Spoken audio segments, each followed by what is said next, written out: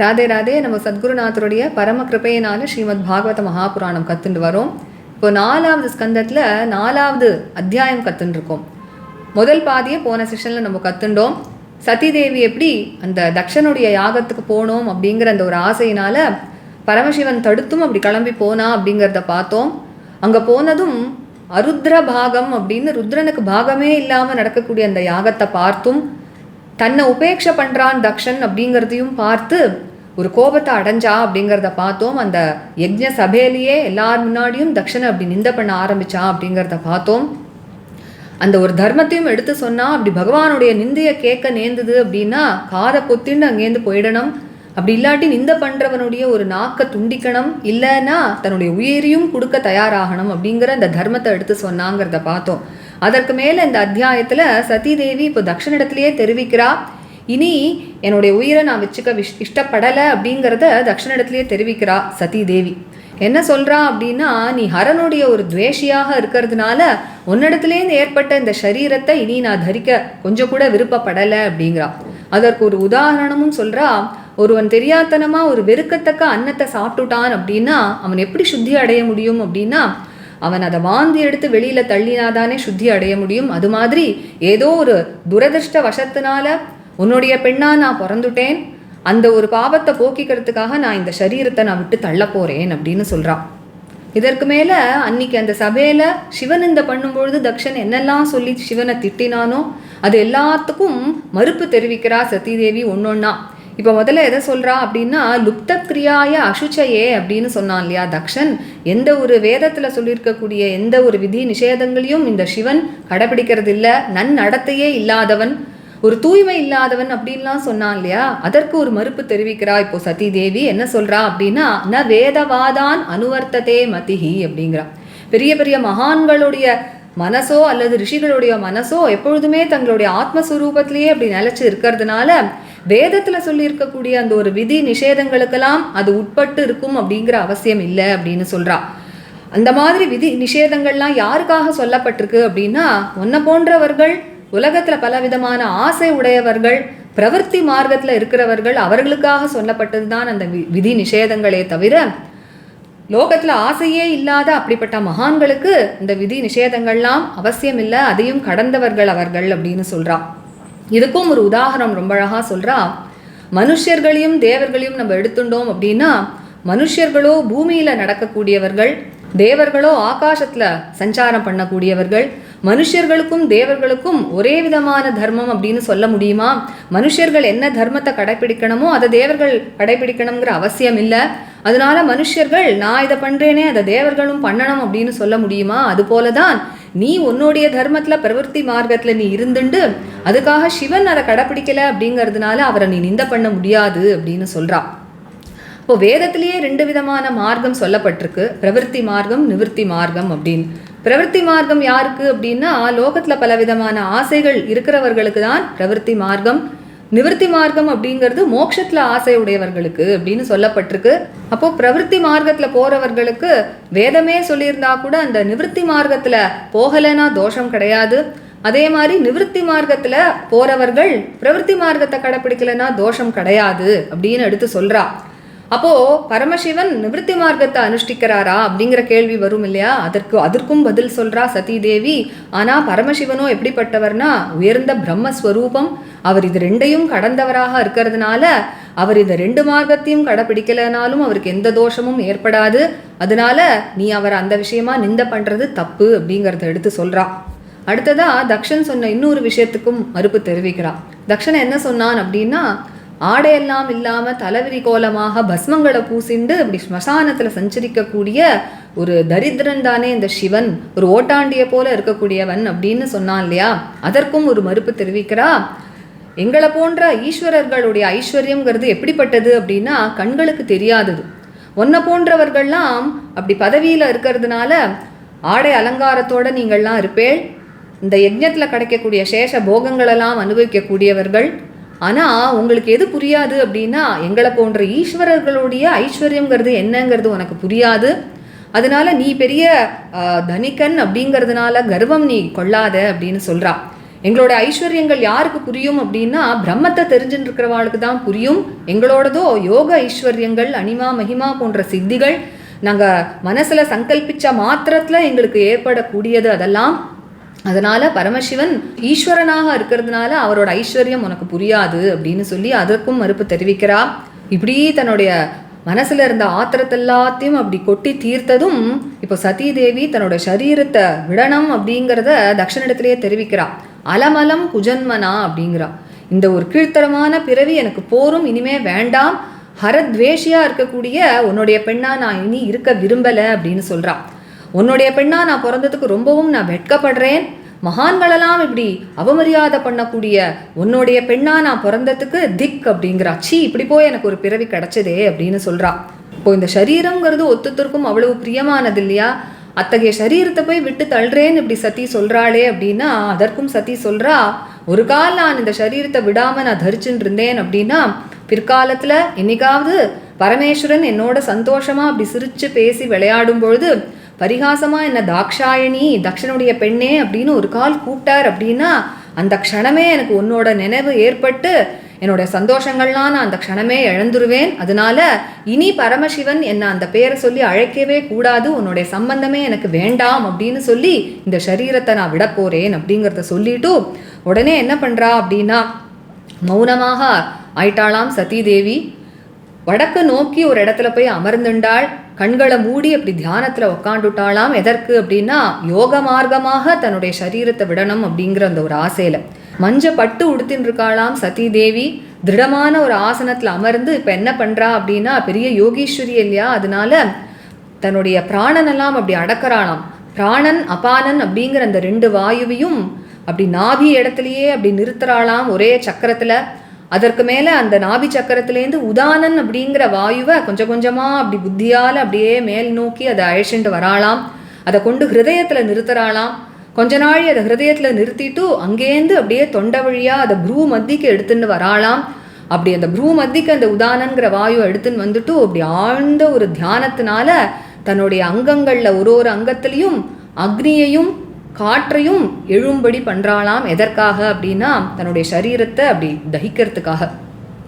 அப்போ தான் என்ன பண்ணுறா மனசளவில் அப்படின்னா எப்பொழுதுமே பரமசிவனுடைய அந்த ஒரு தாமரை போன்ற சரணங்களை அப்படி தியானம் பண்ணிட்டு இருக்காளாம். அப்படியே ஆழ்ந்த தியானத்தில் இருக்கிறதுனால அந்த தாமரை போன்ற சரணங்கள்லேருந்து பெருகக்கூடிய அந்த தேனை பருகிண்டு அத்தகைய ஒரு ஆனந்தத்தில் சமாதியில் அப்படி மூழ்கிட்டாளாம் சதி தேவி. அதனால வெளியில் என்ன நடக்கிறது அப்படின்னே அவளுக்கு தெரியலையாம். ஆனால் அந்த காத்திரங்களில் அவளுக்கு ஏற்பட்ட அந்த அக்னிங்கிறது அவளுடைய தேகத்தை எரிச்சுடுத்து.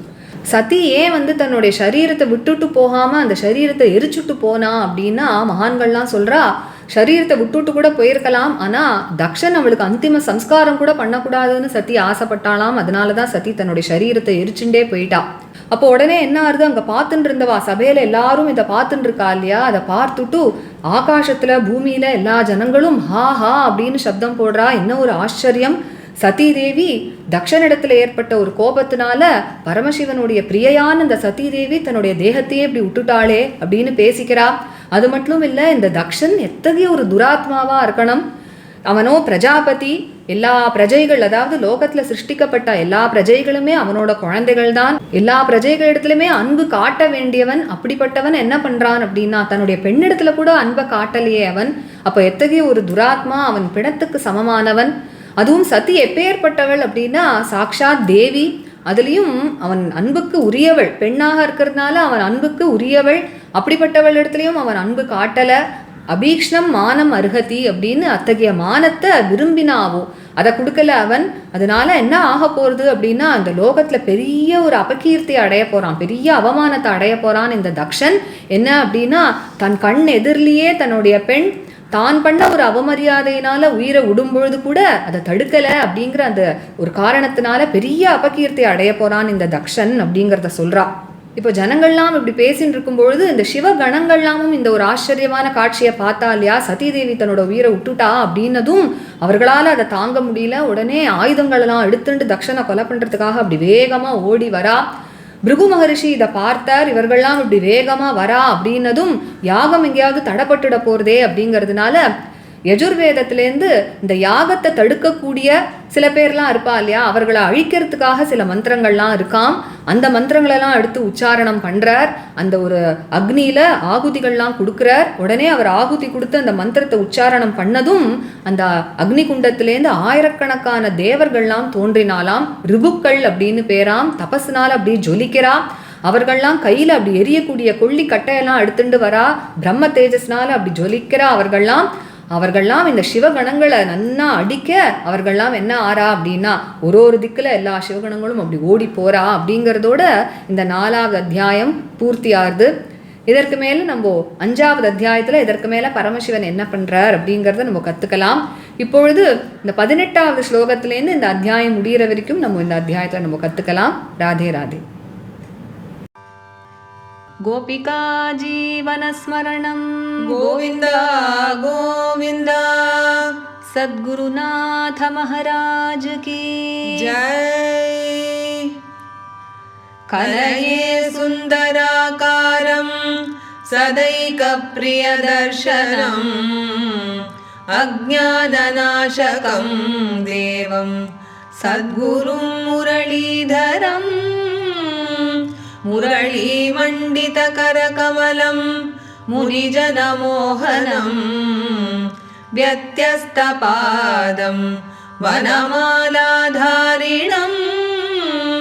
प्रेमभक्तमण्डलनित्यकीर्तितं श्रीप्रेमिकवरदम् आश्रयेऽहम्। जन्माद्यस्य यतोऽन्वयादितरतश्चार्थेष्वभिज्ञस्वराट् तेने ब्रह्महृदायादिकवये मुह्यन्ति यत्सूरयः। तेजो वारिमृदां यथा विनिमयो यत्र त्रिसर्गो वृषा धाम्ना स्वेन सदा निरस्तकुहकम् सत्यं परं धीमहि।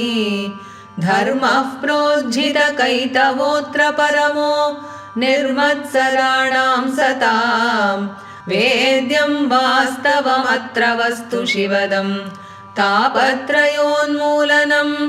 श्रीमद्भागवते महामुनिकृते किं वा परैरीश्वरः सद्यो हृद्यवरुध्यतेऽत्र कृतिभिः शुश्रूषुभिस्तत्क्षणात् निगमकल्पतरोर्गलितं फलं शुकमुखादमृतद्रवसंयुतं पिबत भागवतं रसमालयं मुहुरहो रसिका भुवि भावुकाः यं प्रव्रजन्तमनुपेतमपेतकृत्यं द्वैपायनो विरहकातराजुहाव पुत्रेति तन्मयतया तरवोऽभिनेदुः तं सर्वभूतहृदयं मुनिमानतोऽस्मि। यस्वानुभावमखिलश्रुतिसारमेकम् अध्यात्मदीपम् अतितितीर्षतां तमोऽन्धं संसारिणां करुणयाः पुराणगुह्यं तं व्याससूनुमुपयामि गुरुं मुनीनां। नारायणं नमस्कृत्य नरं चैव नरोत्तमं देवीं सरस्वतीं व्यासं ततो जयमुदीरयेत्। कृष्णाय वासुदेवाय देवकीनन्दनाय च नन्दगोपकुमाराय गोविन्दाय नमो नमः।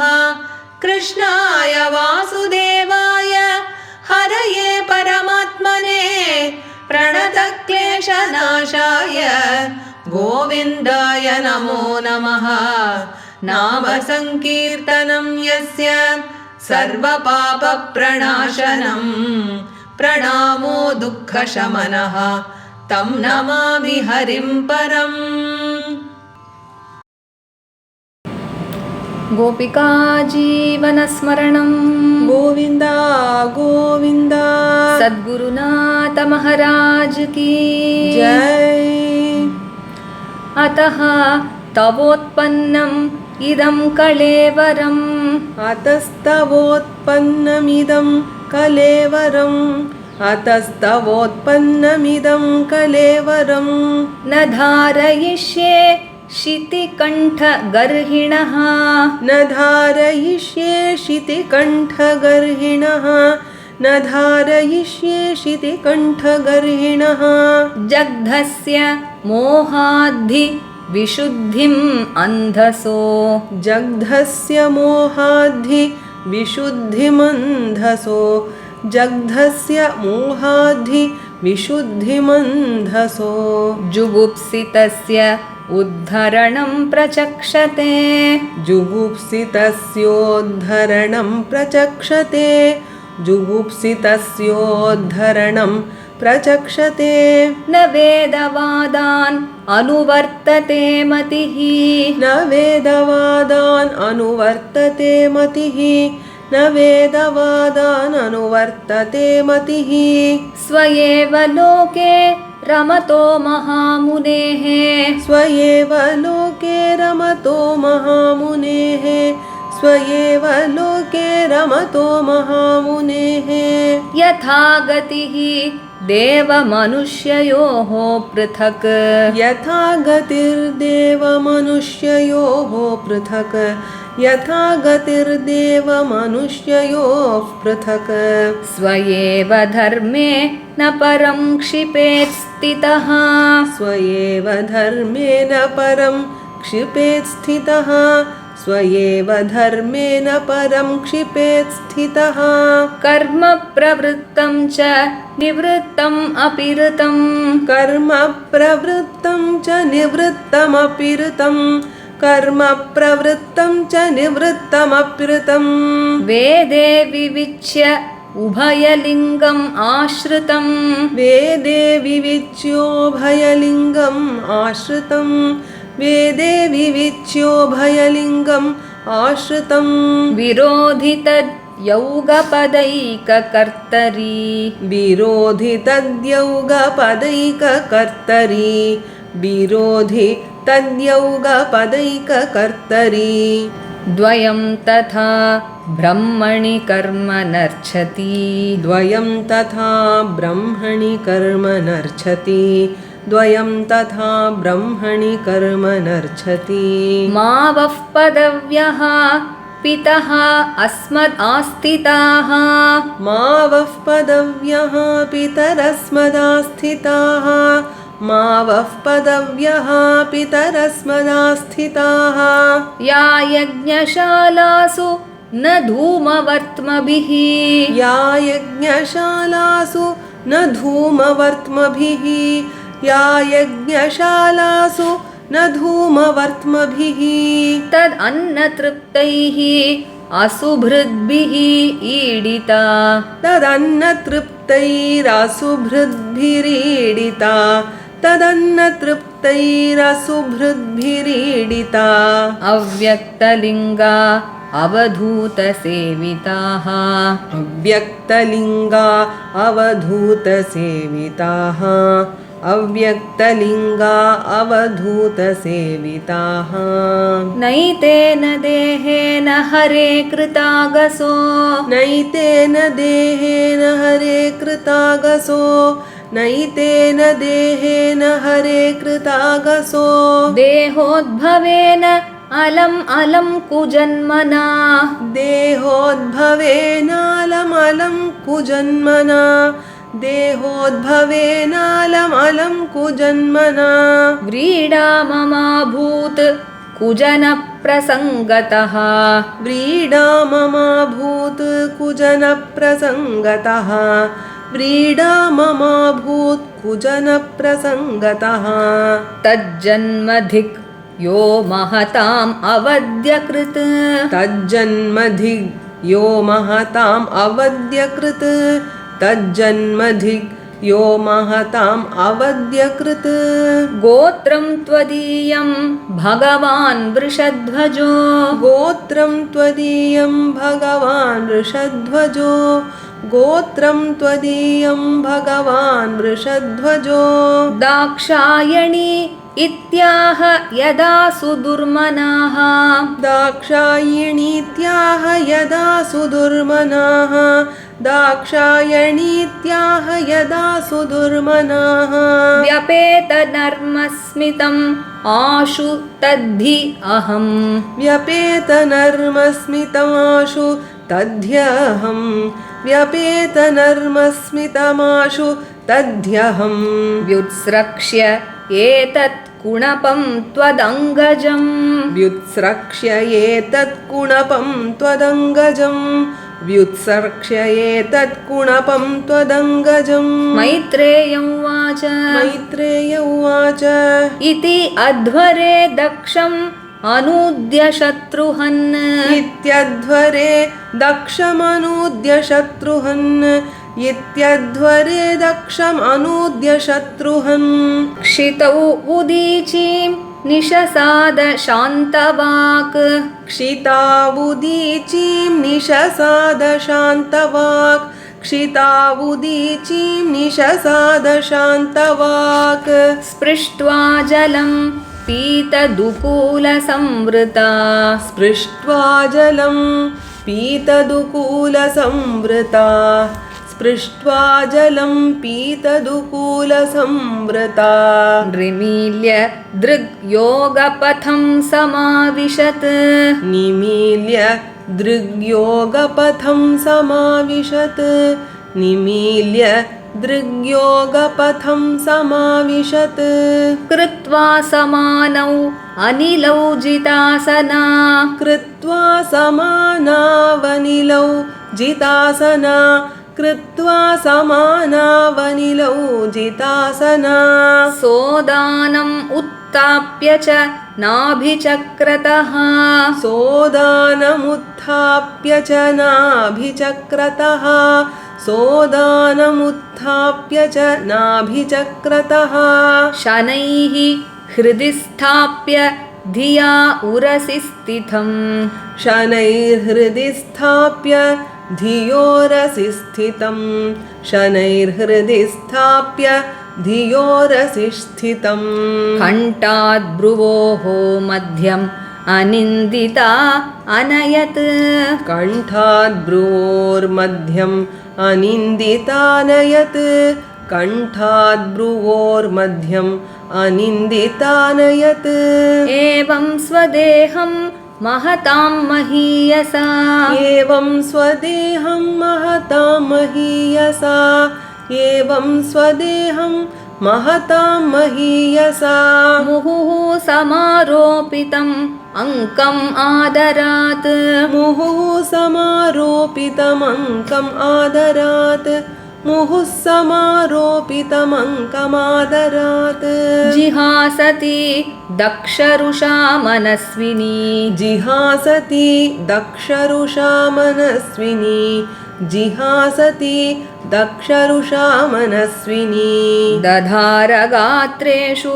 अनिलाग्निधारणाम् दधारगात्रेष्वनिलाग्निधारणाम् दधारगात्रेष्वनिलाग्निधारणाम् ततः स्वभर्तुः चरणाम्बुजासवम् ततः स्वभर्तुश्चरणाम्बुजासवम् ततः स्वभर्तुश्चरणाम्बुजासवम् जगद्गुरोः चिन्तयति न चापरम् जगद्गुरोश्चिन्तयति न चापरम् जगद्गुरोश्चिन्तयति न चापरम् ददर्श देहो हतकल्मषा सती ददर्श देहो हतकल्मषा सती ददर्श देहो हतकल्मषा सती सद्यः प्रज्ज्वाल समाधिजाग्निना सद्यः प्रज्ज्वाल समाधिजाग्निना सद्यः प्रज्ज्वाल समाधिजाग्निना समाधिज अग्निना तत्पश्यतां खे भुवि चाद्भुतं महत् तत्पश्यतां खे भुवि चाद्भुतं महत् तत्पश्यतां खे भुवि चाद्भुतं महत् हा हेतिवादः सुमहान् अजायत हा हेतिवादः सुमहान् अजायत हाहेति वादः सुमहान् अजायत हन्त प्रिया दैवतम् अस्य देवी हन्त प्रिया दैवतमस्य देवी हन्त प्रिया दैवतमस्य देवी जहौ असून् केन सती प्रकोपिता जहावसून् केन सती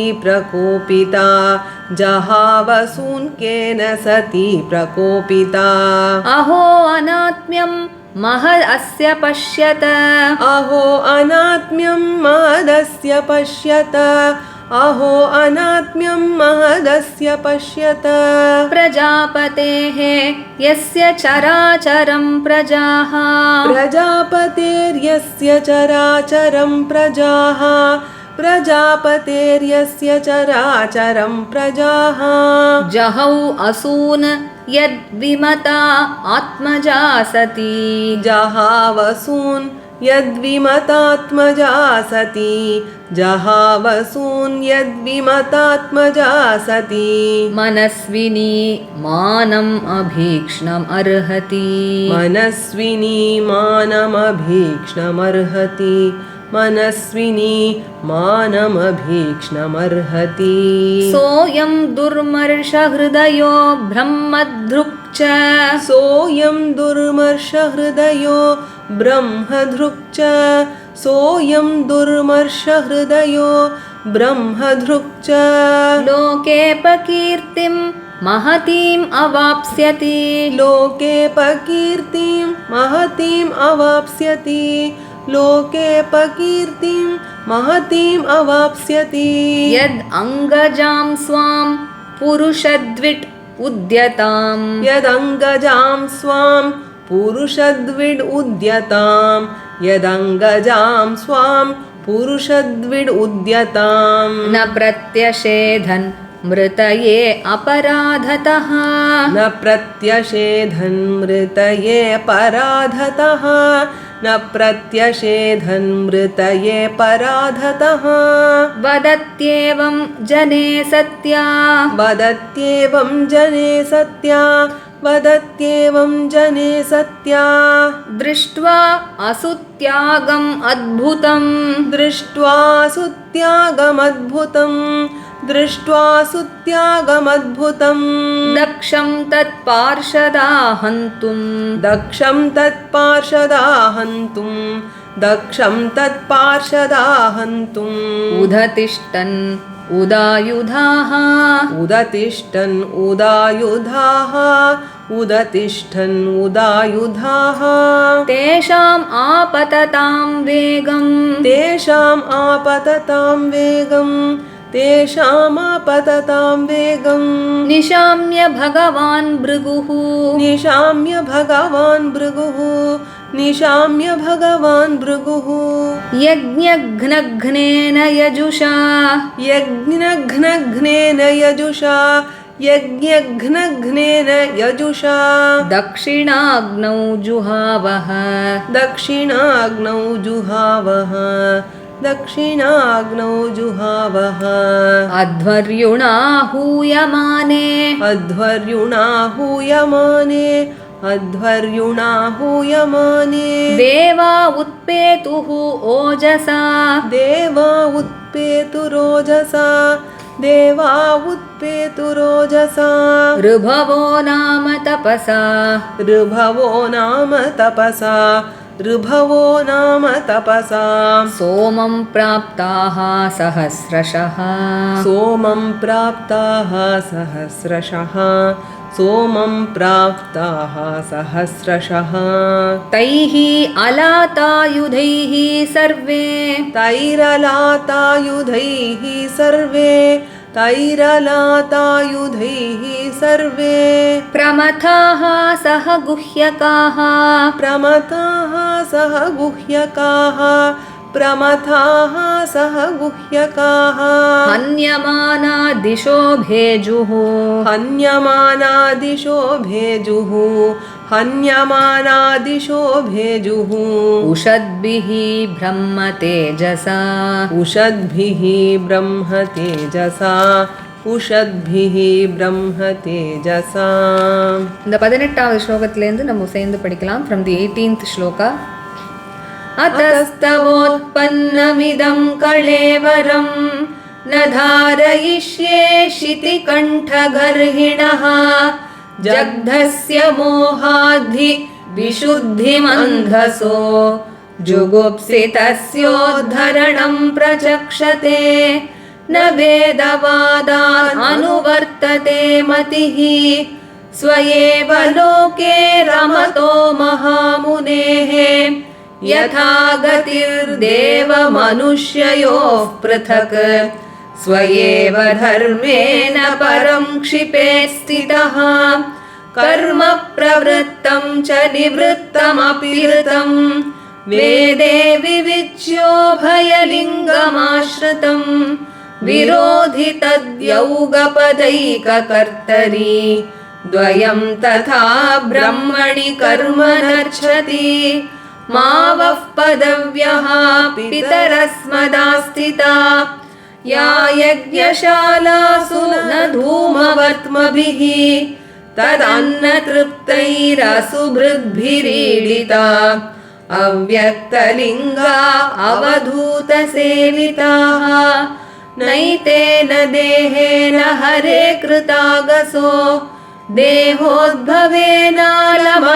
कुजन्मना व्रीडा ममाभूत् कुजनप्रसङ्गतः तज्जन्मधिक्यो महताम् अवध्यकृत् गोत्रं त्वदीयं भगवान् वृषध्वजो दाक्षायणीत्याह यदा सुदुर्मनाः व्यपेतनर्मस्मितमाशु तद्यहं व्युत्स्रक्ष्य एतत्कुणपं त्वदङ्गजम् मैत्रेय उवाच इत्यध्वरे दक्षमनूद्य शत्रुहन् क्षितावुदीचीं निशसादशान्तवाक् स्पृष्ट्वा जलं पीतदुकूलसंवृता निमील्य दृग्योगपथं समाविशत् कृत्वा समानवनिलौ जितासना सोदानमुत्थाप्य च नाभिचक्रतः शनैर्हृदि स्थाप्य धियोरसि स्थितम् कण्ठाद्भ्रुवोर्मध्यम् अनिन्दितानयत् एवं स्वदेहं महतां महीयसा मुहुः समारोपितमङ्कमादरात् जिहासति दक्षरुषा मनस्विनी दधार गात्रेष्वनिलाग्निधारणां ततः स्वभर्तुः चरणाम्बुजासवं जगद्गुरोश्चिन्तयति न चापरं ददर्श देहो हतकल्मषा सती सद्यः प्रज्ज्वाल समाधिजाग्निना तत्पश्यतां खे भुवि चाद्भुतं महत् हाहेति वादः सुमहानजायत हन्तप्रिया दैवतमस्य देवी जहावसून् केन सती प्रकोपिता अहो अनात्म्यं महदस्य पश्यत प्रजापतेर्यस्य चराचरं प्रजाः जहावसून् यद्विमतात्मजा सती मनस्विनी मानम् अभीक्ष्णमर्हति सोऽयं दुर्मर्षहृदयो ब्रह्मधृक् च लोके अपकीर्तिं महतीमवाप्स्यति यदङ्गजां स्वां पुरुषद्विडुद्यतां न प्रत्यषेधन् हृदये अपराधतः वदत्येवं जने सत्या दृष्ट्वा सुत्यागमद्भुतं दक्षं तत्पार्षदाहन्तुम् उदतिष्ठन्नुदायुधाः तेषामापततां वेगं निशाम्य भगवान् भृगुः यज्ञघ्नघ्नेन यजुषा दक्षिणाग्नौ जुहावः अध्वर्युणा हूयमाने देवा उत्पेतुरोजसा ऋभवो नाम तपसा सोमं प्राप्ता सहस्रशः तैरलातायुधैः सर्वे प्रमथाः सह गुह्यकाः हन्यमाना दिशो भेजुः उषद्भिः ब्रह्म तेजसा श्रीहरये नमः श्रीहरये नमः श्रीहरये नमः गोपिका जीवनस्मरणं गोविन्द गोविन्द सद्गुरु महाराज की जय இந்த செஷன் நம்ம படிச்ச ராகம் ஷண்முக பிரியா. நம்ம அடுத்த செஷன்ல 5வது அத்தியாயம் கத்துக்கலாம். Radhe Radhe. Radhe Radhe, by the grace of our Guru Maharaj, we are learning Srimad Bhagavata Mahapurana. And now in the 4th skanda, we started learning the 4th chapter. In the previous session, we saw the first half wherein even after being stopped by Parameshwara, Sati left to the yaga done by Daksha. And as soon as she reached there, she was being disregarded by Daksha. And she also observed that the yaga was going on without a share for Rudra. And Sati became extremely angry and she started censuring Daksha in that sacrificial hall itself. And she had also talked about a dharma wherein she said that whenever a person happens to hear the censure of his lord, his master, what he must do is he must immediately close his ears and leave that place, or else if he is very capable, he must cut off the tongue of the person who censured Bhagavan, or else he must be even ready to give his life. So now further in this chapter, Sati conveys to Daksha himself that she wishes to give up her body which has sprung from Daksha, because she no more wishes to have any association with Daksha. And she says, since you are an enemy of Hara, I do not wish to bear this body anymore which is born from you. And she gives an example. She says, suppose a person happens to eat some food which is very despicable, then the only way that he can get purified is to throw up that food, that is to vomit that food. So also due to some ill fate I have got this body from you, and so now I wish to throw away this body, she says. And before that she answers all the questions, that is she gives a fitting reply to all the objections that were raised by Daksha towards Lord Shiva in that hall when he censured Lord Shiva. Daksha had said, Lupta Kriyaya Ashuchaye. He has said that Shiva does not conform to any conjunctions of the Vedas, he does not follow the rules and regulations, he is impure, he doesn't have any right conduct. He had said all this, isn't it? So now Sati Devi gives a befitting reply to all that. She says, Na Vedavadan Anuvartate Matihi. She says the minds of great Mahans and sages, because it always revels in their own self, it does not conform to these rules of the Vedas sometimes. And it is also not necessary that it must conform to all that, because they are beyond all such rules and regulations. These rules and regulations laid down by the Vedas is only for those who have lots of desire in this world and follow the Pravritti Marga. And she also gives an example, a very beautiful example. She says, when comparing humans with Devas, we can see that humans can walk only on the ground and Devas, they can even traverse in the sky. Then how can we say that the humans and the Devas must follow the same dharma? Whatever needs to be followed by the humans, the Devas need not follow. So the humans cannot argue telling that since we follow this particular rule, the Devas must also follow that. So also, since you are in the Pravritti Marga, you have lot of desires in this world, you need to follow some rules and regulations laid down by the Vedas. And Shiva does not need to follow all that, and you cannot argue that Shiva also must follow all that. And she also says that the Veda itself lays down two paths, that is the Pravritti Marga and the Nivritti Marga. Pravritti Marga is for those who have lot of desires in this world, whereas Nivritti Marga is for those who have no desires in this world but they desire for liberation. And a single person cannot follow both these paths because they are two different paths. And so the rules that are laid down in the Pravritti Marga need not be followed by a person who follows the Nivritti Marga and vice versa. And so here you might ask me, if Shiva follows the Nivritti Marga, here Sati says Shiva is Supreme Brahman and he did not follow any of these paths because he is beyond everything. And so he doesn't incur any dosha in not following these things, and you must not censure Shiva in this manner. And then she gives an objection to another statement made by Daksha. Daksha had said that Shiva only smears his body with ashes. He lets his hair loose and he always wears the garland of skulls and he is always naked and he moves about in the crematory grounds like a beggar. He doesn't have any conduct and all that. And so Daksha thinks that he is very rich because he is in such a great post, and he thinks that Shiva is very poor. And so she objects to that also. She says, the Aishwarya or the powers, the supernatural powers that we have, that is we gods have, cannot even be imagined by you, she says. We have the supernatural powers like Anima, Mahima and all that, which comes to us at our own will. And it is understood only by the knowers of Brahma and not by people like you who always keep enjoying the material comforts of this world. All you know is only to do all these rituals, and you are always gratified by the food that you get from these sacrifices. And the powers that you possess are visible to the eye, whereas the powers, the supernatural powers that we gods possess is not visible to the eye, she says. And now after pouring out all her anger in these words, and also after having countered every statement of Daksha, now she says, Alam alam kujanmana. She says, enough of this body, enough of this birth of mine.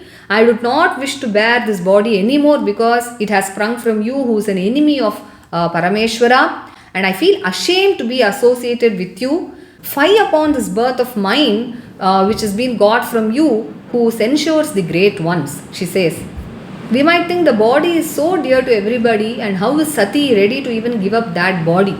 So Sati says, if I do not give up this body and continue in this body, what will happen is in future, suppose Paramashiva in the midst of his loving talks with me, suppose he playfully calls me as Dakshayani, oh daughter of Daksha, then what will happen? Immediately I will be reminded of you, oh Daksha, and I shall lose all my joy in that moment. And so I shall not bear this body anymore, so that Shiva cannot call me as Dakshayani. There is no need for him to call me as Dakshayani anymore, she says.